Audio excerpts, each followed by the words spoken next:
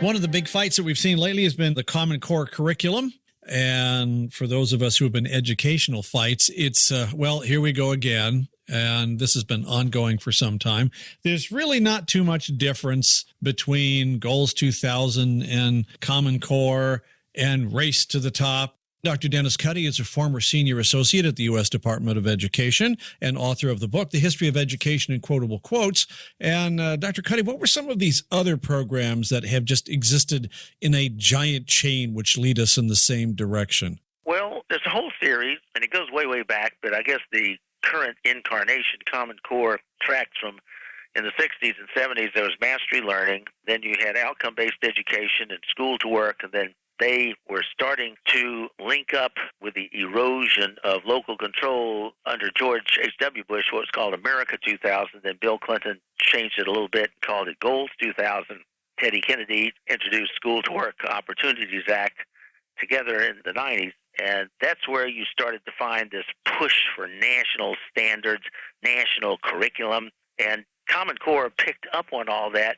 But the driving element with Common Core isn't the national standards or national curriculum, it's the assessment. And there's a reason for that, because through the assessment and the people who are implementing this, you not only would control the public schools, but you could also coerce people in any state who didn't want to do it anyway, as well as private homeschoolers and religious schoolers would be coerced into doing this. For example, there's currently an alignment between the College Board, SAT, and Common Core. So even if you don't like it, you'll do it anyway, simply so that your son or daughter can do well on the College Board and therefore get into the college of your choice. So that's the new wrinkle with Common Core. They've had trouble making all of this coercive. As states have fought it, parents have caught on to what's going on. There's been a lot of opposition to Common Core, even among the teaching staff. Yep. The interesting thing is teaching staff understand something's wrong, but they don't understand what's wrong. And a lot of times people will recognize, I say, public education is almost hopelessly broken. Yeah. But the only people who don't seem to recognize that are teachers. Well, it's a conditioning process, and it was done on purpose. It's not as though they're all old-fashioned traditionalists who have this nasty thing sprung on them. This has been going on for quite a while. Reading, literacy, at the beginning of the 1900s, we had a high literacy rate. But then when John Dewey's mentor, G. Stanley Hall, who had been himself mentored by Wilhelm Wundt, the Leipzig school, whose grandfather was a member of the Illuminati, codenamed Raphael, and G. Stanley Hall wrote an article about how reading wasn't all that good, and you would have an eye strain, so you shouldn't really learn to read all that much. And the Rockefellers got in on the act, the General Board of Education. In 1902, they put a friendly person in charge of it. In this case, it was Frederick Gates. He was a Baptist minister, and he wrote a column in a publication called The World's Work, where he basically said, we have enough doctors and lawyers and smart people, so what we need to do is have the others just accept their lot in life as laborers. And now there was a backlash, as you might expect, by a Judge Hyland. He was a judge in New York City who was running for mayor, and he said, if I get elected mayor, the first thing I'm going to do is get rid of those Rockefeller agents in our school system who are trying to prepare our students to be like worker bees. And so the latest decade or two back, where you combine the school to work, a slotting of youngsters. There's a lot of examples. The girl in Las Vegas wanted to be a veterinarian, but because they wanted more bartenders types, that's the way this girl was pushed. She was pushed in that direction through the high school programs. And that's what Howard Gardner, the infamous author of multiple intelligence concept, he also loved Communist Chinese education. He was also part of MACOS, that infamous National Science Foundation program from about 50 years ago, where they highlighted such wonderful things as how the Eskimos killed their old people, which youngsters shouldn't really be getting into that anyway. There are all these conditioning devices like the alligator river incident, the lifeboat game, the air raid shelter game. And in those, rather than a direct assault, it's like Sidney Hook said in the Humanist magazine. He said, well, get these people, these Christians, by indirection, not a frontal attack. And in those, the lifeboat game or air raid shelter game, there's a certain number of people, let's say in a lifeboat, say there's 10, but you only have food enough for 7. Well, there's always an old minister. You're supposed to throw him overboard, right? He's old and so on, but he just happens to be the religious guy. And then there's always some pregnant woman, right? So you got to throw her over, because if she gives birth, then there's another mouth to feed, and so on. And so the youngsters think they're just doing some sort of hypothetical scenario. But what it is doing is numbing them into this decision-making process where they start developing a feel for situation ethics. And that's exactly what Satan had Eve do in the Garden of Eden. Satan didn't have a frontal attack. He didn't say, hey, Eve, God said don't eat the fruit. I'm saying eat it. He knew that. He went through a situation ethics. Did God really say, would he really do that, Eve? And he was changing the locus of control for Eve. It was prior to that, Eve had done whatever God said to do and didn't do what God said don't do. But now Eve was going to start thinking, and Eve was going to be the final moral arbiter, and that's what Satan really wanted. That's what he has wanted for about 5 or 6 decades, all of these youngsters to do in the public schools. And so what you have after that process has gone on for a generation or two is they're just ready for that next step. And so what they did with outcome-based education, they would say, okay, we have all of this material to cover, let's say in history. What we'll do is we'll shorten some of that. We won't cover every little thing. We'll cover the major events, but don't worry because we'll do it in more depth. They'll have a deeper understanding. Well, the problem with that is, in a look at history, you really can't have these various gaps because all of these little pieces to a puzzle is what formed the decision-making process of whether it's, Woodrow Wilson or Herbert Hoover as to what kind of decision they would make in terms of the Federal Reserve or whatever it was. But they sold it to the public as well. They're going to know fewer things, but they'll know it in more depth. And so now what you have with Common Core, for example, in the area of history, is they're picking up on that. You'll find them having a great and deep discussion about the environmental impact of whatever, or the treatment of Native Americans. And it's not that the subjects are unimportant, but what you'll find is that George Washington, in a Common Core approved textbook, is reduced to just one paragraph, and there's no mention of James Madison, World War I. You just sort of drop a lot of what are really important aspects. And so once you do that, you create these gaps in people's knowledge and understanding of why certain things happen. And that ignorance translates today into an incompetency.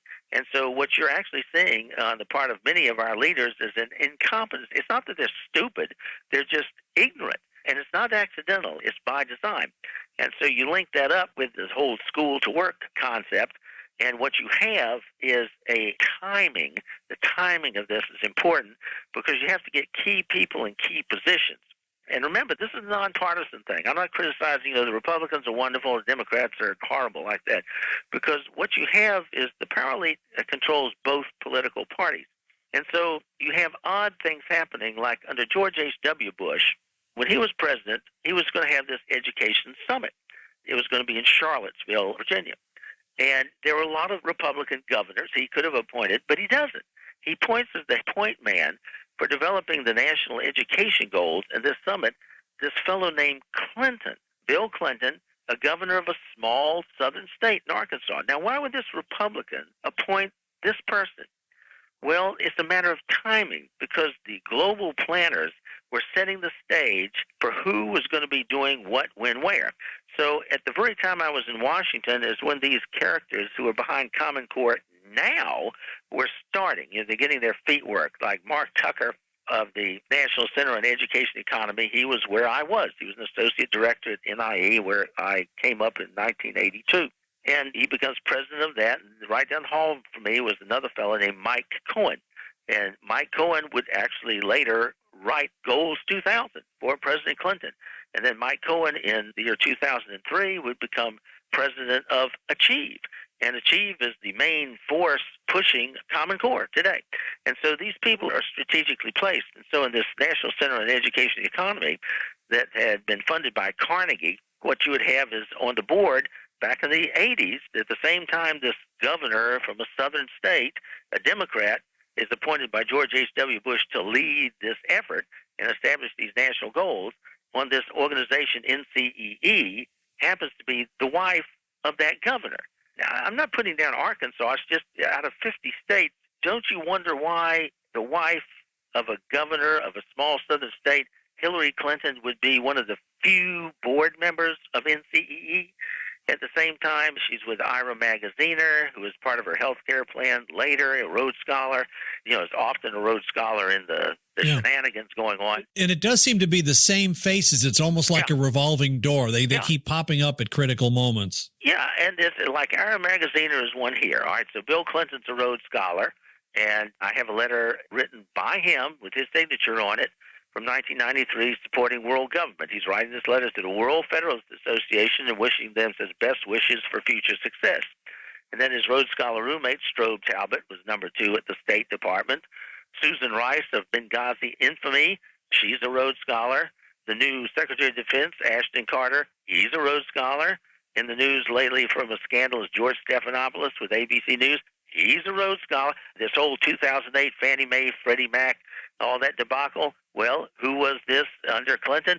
Franklin Raines, a Rhodes Scholar, was in charge. Okay, so what was the original purpose of the Rhodes Scholarship then, established by Cecil Rhodes, right? Right, and the gathering of the members began before 1891, but the formal start was 1891, and Rhodes said, quote, fancied the charm to young America to participate in a scheme to take the government of the whole world, end quote. And then he went on to say how they would absorb the wealth of the world as part of it, and that's why years later, in that Richard Gardner, who we were talking about before the show began, in 1974, in the April issue of Foreign Affairs, he wrote the column A Hard Road to World Order, talking about an end run around national sovereignty, eroding it piece by piece will get us farther than the old-fashioned frontal attack. Now, many people know that, but what they don't know is that he went on to explain how GATT would be part of it, and that's the type of thing that Cecil Rhodes meant by absorbing the wealth of the world and controlling trade. And that concept goes way, way back thousands of years, because in Solomon's time, you had 3 basic fortifications along what was called the Via Maris, because that was the main trade artery, and whoever controlled that controlled world trade and therefore the world at the time. And so the same sort of concept is in play today. Whoever controls certain economic choke points can control it. And it's not just one area, it's multiplicity. So, for example, you have your international investment bankers, George Soros and these individuals, they can actually target places. Because when you have a global economy, what affects one country will affect others. Like, if Greece goes under, that affects the European Union, which affects us. And so some years ago, George Soros got his nose out of a joint about Malaysia, and basically, with a click of a mouse, you can yank in or out of an economy of a nation billions of dollars, and he brought Malaysia to its knees because they miffed him doing something. And so there are various tools that these globalists, the power lead, as I call them, use. And David Rockefeller admitted that. In this book, 2002 Memoirs, he basically said that he was part of the secret cabal conspiring against the best interests of the United States in order to form a more integrated global political and economic structure. He said, if that's the charge, I stand guilty and I'm proud of it. His attitude is the same as Carroll Quigley's, who was Bill Clinton's mentor, and that's that the public's too stupid to know what's good for it, and so it needs, noblesse oblige, these leading lights, and that concept goes back to the French Revolution with the philosopher kings, and that concept goes back to Plato's Republic. There's a long, long history to where all of this, including Common Core, comes from. The history of how we got to Common Core with our great guest here, Dr. Dennis Cuddy. His articles appear at newswithviews.com. He's done a lot of writing on the subject there. We'll be back. We're at steelonsteel.com.